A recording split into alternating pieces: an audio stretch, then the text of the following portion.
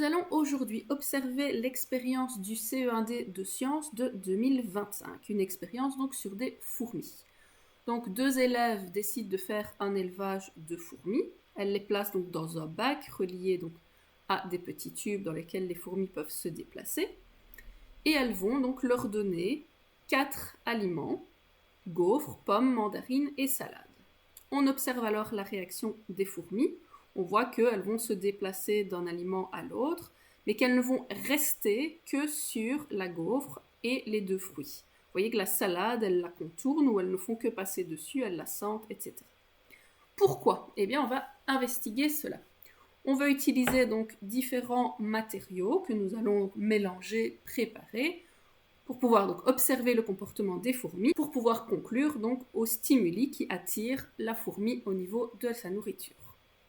Donc dans un premier temps, on place de l'eau dans tous les petits récipients et du sucre dans seulement 3 des 6 récipients.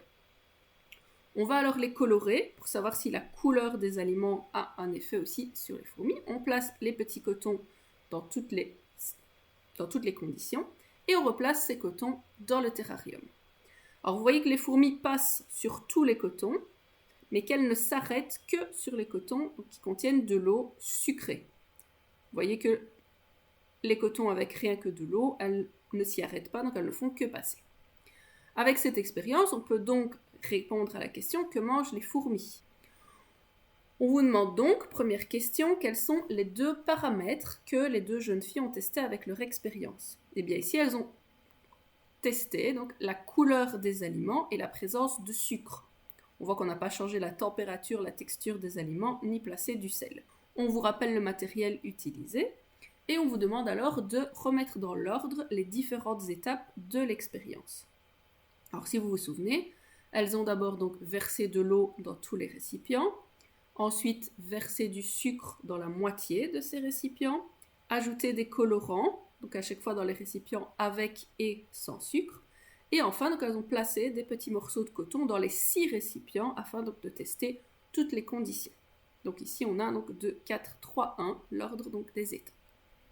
On vous demande alors de compléter le schéma de l'expérience. Donc là, le schéma est déjà complété pour 2 des ustensiles, donc le grand bac qui contient les fourmis, le papier aluminium qu'on a en double puisque avec et sans coton sucré, et on vous demande donc de replacer les 4 autres. Le coton qui ne contient que de l'eau, le coton avec de l'eau sucrée, le coton avec de l'eau non sucrée colorée, et enfin donc les cotons avec l'eau colorée sucrée.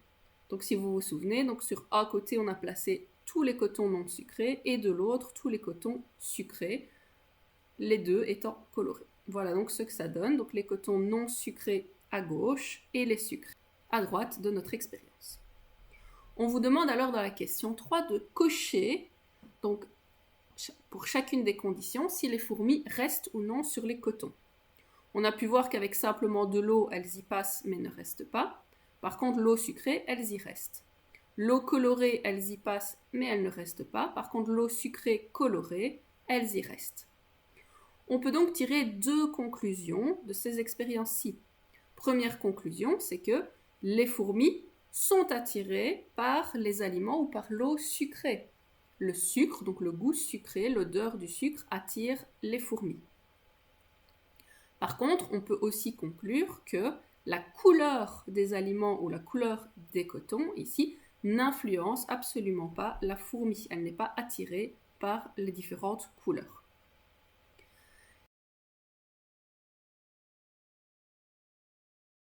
Et enfin, on vous demande alors de lire un petit texte et de souligner en vert une phrase qui permet de confirmer notre première conclusion.